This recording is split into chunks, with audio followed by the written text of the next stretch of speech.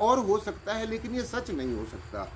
ये कुछ हो सकता है लेकिन ये सब कुछ नहीं हो सकता। ये संसार कुछ हो सकता है लेकिन ये सब कुछ नहीं है, क्योंकि ये सारा कुछ कट जाने के बाद में, सारा कुछ मत जाने के बाद में फिर भी एक ऐसी हस्ती रह जाती है जो अनकटी रह जाती है, जो एज इट इज रह जाती है, जो ज्यों की त्यों रह जाती है, जिसको अग्नि जला नहीं सकती, पानी गला नहीं सकता, हवा उड़ा नहीं सकती और अस्त्र शस्त्र काट नहीं सकता। ऐसी हस्ती ये जय श्री प्रियतम निर्गुण निराकार सर्वाधार विश्वाधार परम तत्व, ये आदि अनादि से ऐसा ही है। इसका कोई आदि नहीं है, इसका कोई मध्य नहीं है, इसका कोई अंत नहीं है। ये सर्वव्यापी भी है और सबसे न्यारा भी है। तो इसलिए इसको चाहे अज्ञानता कहिए, इसको चाहे नासमझी कहिए, इसको चाहे कुछ भी कहिए और चाहे कुछ भी ना कहिए, ये सत्य है कि जो दृष्टिमान जो जगत है वो सगल मिथ होना है, वो सब परिवर्तनशील है, वो सब कुछ साध संगत जी जो है समाप्त होने वाला है, परिवर्तनशील है। तो इसलिए जो ये मैंने आपको बताया है, लेकिन ताज्जुब की बात ये है, हैरानगी की बात ये है कि जीव का लगाव ज्यादातर इसी के साथ ही रहता है, उन्हीं चीजों के साथ ही ज्यादा रहता है जो देखी जा रही हैं, जो उसको छुआ भी जा सकता है, जिसको महसूस भी किया जा सकता है। हालांकि ज्ञान और विवेक की दृष्टि से यह सत्य नहीं है, लेकिन जीव अज्ञानतावश नासमझी के कारण, ज्ञान की कमी के कारण इसी की तरफ ज्यादा इसका लगाव रहता है और इसी नश्वर संसार को, इसी परिवर्तनशील संसार को ये साध संगत जी सत्य समझता रहता है। तो जिसको देख रहा है, महसूस कर रहा है, जिसको ये देख रहा है, महसूस कर रहा है, चर्म नेत्रों से देख रहा है, ये ज्यादातर इन्हीं नश्वर चीजों के साथ, इसी संसार की वस्तुओं के साथ, इसी जड़ माया के साथ, इसी के साथ ही ये ज्यादा प्रेम करता है, ये जीव इसी के साथ ही ये ज्यादा लगाव करता है। परंतु ये समझ लेना चाहिए, ये भली भांति साध संगत जान लेना चाहिए, महसूस कर लेना चाहिए साध संगत जी की जो महसूस किया जा रहा है और जो परिवर्तनशील है, तो जिसको पकड़ नहीं सकते, जिसको पकड़ नहीं सकते। अब ये परमेश्वर है, ये परब्रह्म निर्गुण का निराकार परमेश्वर है, ये जय श्री प्रियतम निर्गुण निराकार सर्वाधार विश्वाधार परम तत्व है। इसको पकड़ नहीं सकते, इसको आप बंधन में नहीं डाल सकते, इसको किसी तरीके से प्रभावित नहीं किया जा सकता, ये एज इट इज रहता है। इसलिए ये आदि अनादि है, ये आदि से सच है, पहले भी सच था, अब भी सच है और आगे भी सच रहेगा। तीनों के तीन काल में ये सत्य रहता है। तो ये साध संगत जी भली भांति समझ लेना चाहिए, यह सब परिवर्तनशील जो है, ये जो बदल रहा है, ये जो समय के अनुसार बदल रहा है, जिसके ऊपर समय का प्रभाव है, ये नित्य प्रति जो बदल रहा है साध संगत जी, ये सारे का सारा जो परिवर्तनशील संसार है, ये परमेश्वर की रचना है। तो इसलिए ये परमेश्वर की रचना है, ये परमात्मा की रचना है और इस जो ये बदल रहा है, ये सब कुछ परमेश्वर की रचना है, ये परमेश्वर नहीं है, ये परमेश्वर की रचना है।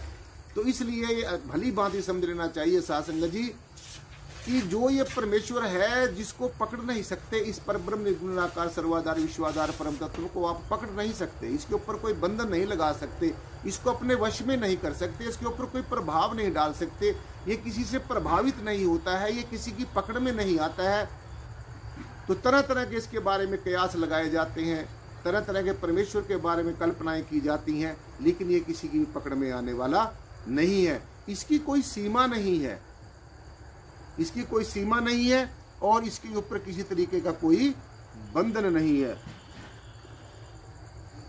तो जिसकी कोई सीमा ही नहीं है, ये असीम है, असीमित है, इसकी अपरंपार कृपा है, ये असीम है, इसकी कोई सीमा नहीं है, इसके ऊपर कोई बंधन नहीं है, ये अजर है, अमर है, अविनाशी है, अपने आप में स्वतंत्र है।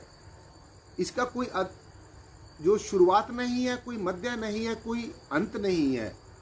आप देख लो, इसकी कोई शुरुआत है, कहाँ से शुरू करोगे, कहाँ इसका मध्य है, कहाँ इसका अंत है। तो ये बेअंत है, बेअंत है, बेअंत है, अनंत है। हरि अनंत, हरि कथा अनंता। हरि अनंत है और हरि की बनाई हुई इस जय श्री प्रियतम निर्गुण निराकार सर्वाधार परमेश्वर की, इस हरि की बनाई हुई हर एक चीज अनंत है। हरि अनंत, हरि कथा अनंता। तो जो खुद भी अनंत है, उसकी हर एक चीज साध संगत जी अनंत ही होती है। सो इसलिए ये बंधन में नहीं बजे अजर है, अमर है, अविनाशी है, निर्गुण है, निराकार है, सर्वाधार है, विश्वाधार है, सर्वशक्तिमान है, सब कुछ करने में समर्थ है, सब जगह है, सब इसके अंदर है, ये सब के अंदर है, सब में रब है, रब में सब है। तो ये साध संगत जी इस तरीके का रहस्य है, ये सिर्फ सदगुरु के माध्यम से ही समझा जा सकता है और संसार में कोई सदगुरु के अलावा कोई दूसरी युक्ति नहीं है। तो इसलिए ये भली भांति समझना है कि ये इंद्रियों का विषय नहीं है, ये इंद्रियों का विषय नहीं है, इंद्रियों से इसको जाना नहीं जा सकता, इंद्रियों से इसको पहचाना नहीं जा सकता, इंद्रियों का ये विषय नहीं है, ये इंद्रियों का विषय नहीं है, ये मानने का विषय नहीं है, ये जानने का विषय है। अध्यात्म जो है वो मानने का विषय नहीं है, जानने का विषय है। अध्यात्म जानने का विषय है, अपने आप को जानने का विषय है, अपने अंदर समाने का विषय है, अपने सहज स्वरूप को जानने का विषय है, अपने ज्ञान स्वरूप को जानने का विषय है, अपने निज स्वरूप को जानने का विषय है, अपने आत्म स्वरूप को जानने का विषय है, अपने निज नाम को जानने का विषय है। तो ये अपने आप का ही विषय है, कहीं से और कहीं से आने जाने वाली चीज नहीं है। और साध संगत जी ये मानने का विषय नहीं है, बल्कि ये जानने का विषय है। और रचना से नहीं, रचयता से, पुरुष से प्रेम जो है साध संगत जी, ये प्रेम करने का विषय है, परमेश्वर से प्रेम करने का विषय है, परमेश्वर की बंदगी करने का विषय है, खुदा की इबादत करने का विषय है।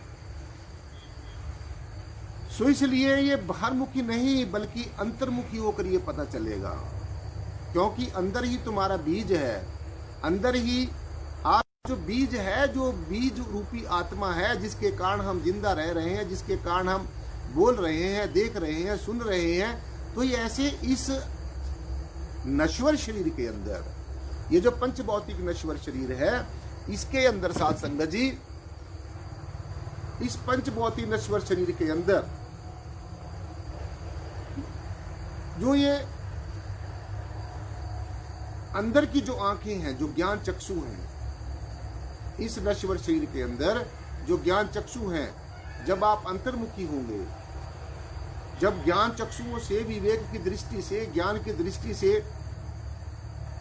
जब आंतरिक अनुभव होगा साध संगत जी, और आंतरिक अनुभव होगा, क्योंकि यह आंतरिक अनुभव का विषय है और आंतरिक अनुभव का विषय है साध संगत जी।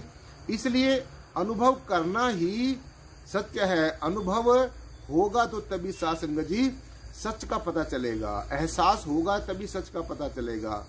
क्योंकि यह स्थूल नहीं है, यह स्थूल नहीं है और इसको चरम नेत्रों से नहीं देखा जा सकता, इसको ज्ञान चक्षुओं से देखा जाता है, सदगुरु के द्वारा दी गई ज्ञान दृष्टि से देखा जा सकता है। तो इसलिए ये तो जानना पड़ेगा, यही जीवन का संघर्ष है। प्रभु हमेशा आत्मा को पल पल अपनी तरफ खींच रहा है। परमात्मा, परमेश्वर, ये जय श्री प्रियतम निर्गुण निराकार सर्वाधार विश्वाधार परम तत्व अपने अंश को, अपनी आत्मा को हर समय ये अपने तरफ खींच रहा है। और कैसे खींच रहा है? जो हमारे अंतर में जो शब्द धुन हो रही है, जो हमारे अंतर में अनहद शब्द हो रहा है, जो सारे के सारे अध्यात्म का जो रहस्य है साध संगत जी, जो शब्द धुन है, जो शब्द के अंदर से निकली एक धुन है, एक प्रेम की धारा है, और इसी प्रेम का जो संदेश लेकर परमेश्वर से, आत्मा के लोक से, परमात्मा के लोक से, परमात्मा की तरफ से, परम तत्व की तरफ से,